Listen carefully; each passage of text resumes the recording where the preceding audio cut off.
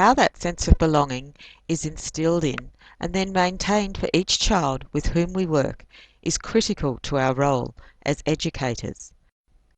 The second vision for children, articulated by the framework, is being.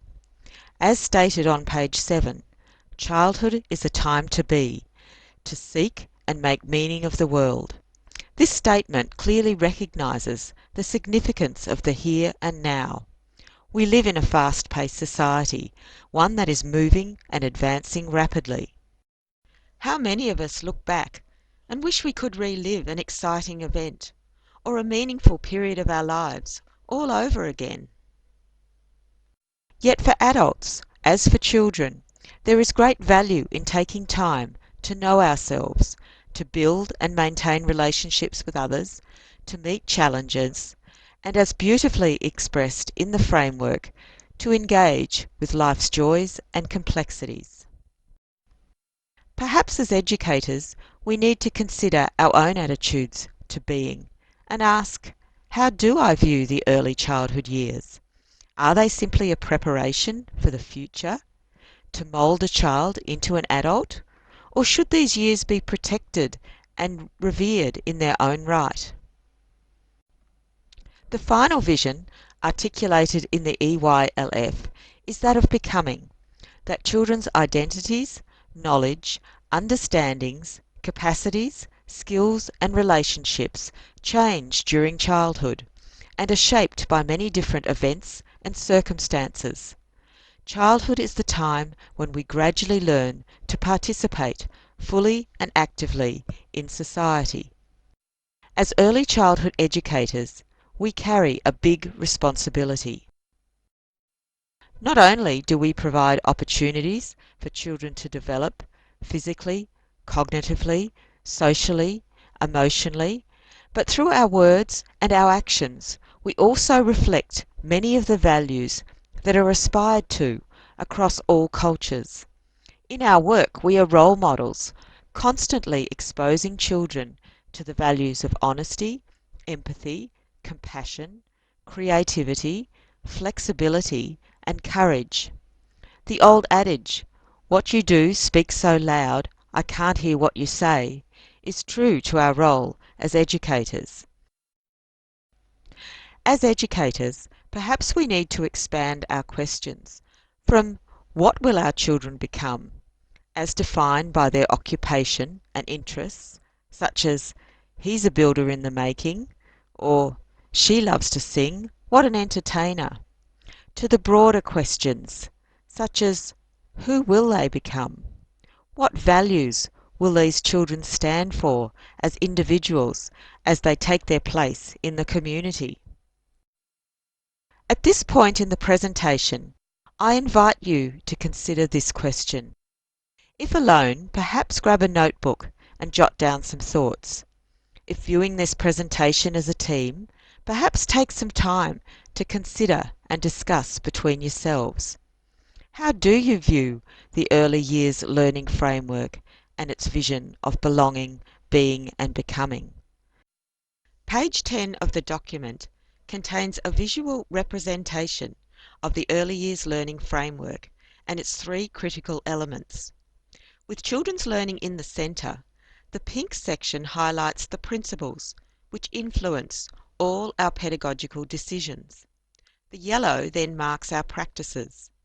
Our whole program, that is, our curriculum, our interactions, and our routines, collectively come together to determine quality outcomes for children, as represented by the green. We'll now move from the vision of belonging, being and becoming to discuss the pink section, the principles.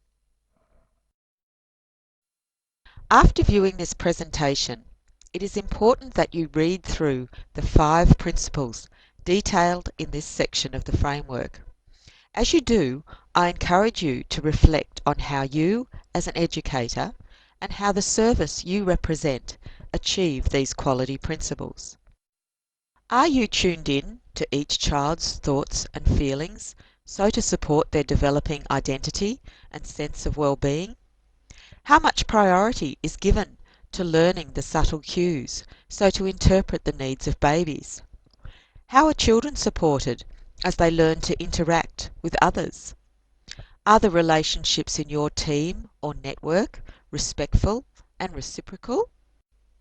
How do you and the families you work with connect and build on each other's strengths?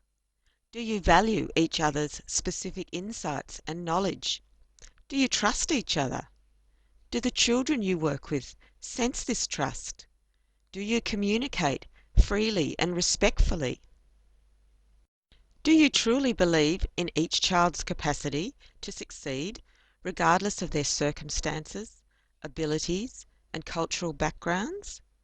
Do you favour some learning styles over others? How do you deal with children who are introverted and disengaged? Do you acknowledge the diversity of families and communities and understand the aspirations they hold for their children?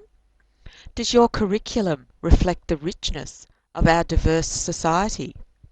Do you think critically about dilemmas that arise from diversity? Do you take action to address unfairness? Do you question your learned beliefs and values? Do you see that the person you are as an individual influences your role as an educator? What challenges you? What are you confronted by? What are you curious about? The principles we have just considered underpin all our pedagogical decisions, and hence all our actions, everything we do. In our daily work with children, we draw on our knowledge, our experience, and intuition to strike that delicate balance between freeing children to grow at their own pace, in their own way, and yet resourcing for and challenging their learning. Again, it is important to read through this yellow section of the document and to reflect on your daily practice. Do you appreciate the connectedness of mind, body, and spirit? Do you pay attention to children's physical, personal, social, emotional, and spiritual well-being, as well as cognitive aspects of their learning? Do you assess their learning in an integrated way? How responsive are you to children?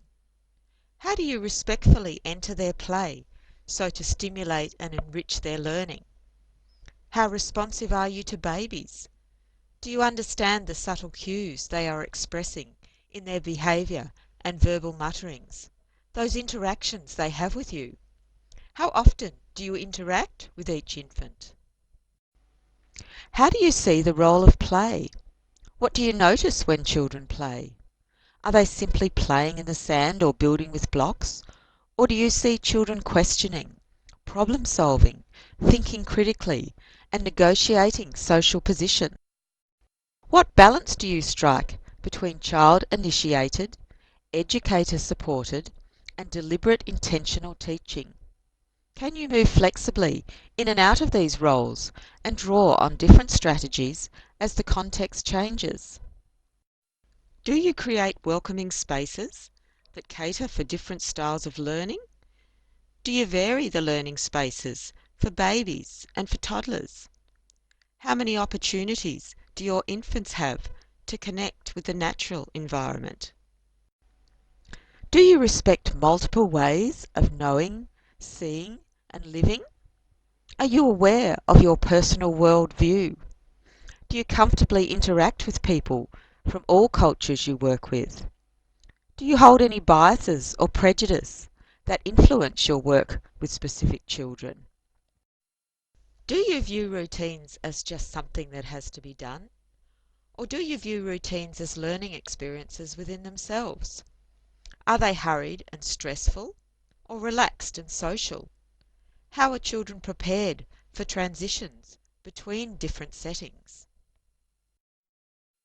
And finally, how do you as an educator assess learning and make that learning visible to the family and to the children themselves? What do you notice and how do you respond? How do you plan for children's future learning? How do you reflect on your pedagogical decisions? Did they suit the context? Did they support individual children in that context? The 5 outcomes of the framework are broad in nature and, as stated earlier, will be observed in specific ways with individual children. As educators, one broad aim is for children to develop a strong sense of identity. This occurs as they learn to connect with and contribute to their world. We help to promote their sense of well-being and encourage them to develop into confident and involved learners. Finally, we develop their range of communication skills so that they can effectively communicate with a diverse range of people. In the document, key components of learning in each outcome are expanded to provide ways in which we as educators promote learning, as well as giving examples of evidence we may observe in children as they learn. Naturally, there will be other ways children demonstrate their learning within and across these outcomes. As we promote children's learning, we engage with children and their families and communities and make decisions relevant to the child's needs, strengths and interests. So where to now? One of the best starting points for us all as educators is to read the EYLF thoroughly and reflect on what we believe to be true and right for children. From there, we can reflect on our own understandings of the principles and how they inform our daily practice. As a group, I suggest you look at the vision of belonging, being and becoming and ask yourselves, how do we achieve this for all children? In turn, take one of the 5 principles and audit your service in relation to it. For example, if you were to take the principle of secure and respectful relationships, you begin by describing the ideal. What do high-quality, secure relationships look like for our babies, for our toddlers and 3-year-olds? And don't stop at adult-child interactions. Extend this right through to the relationships with your staff team, network, and families. Then you can ask yourselves, where are the gaps? What do we need to do to raise our level of quality?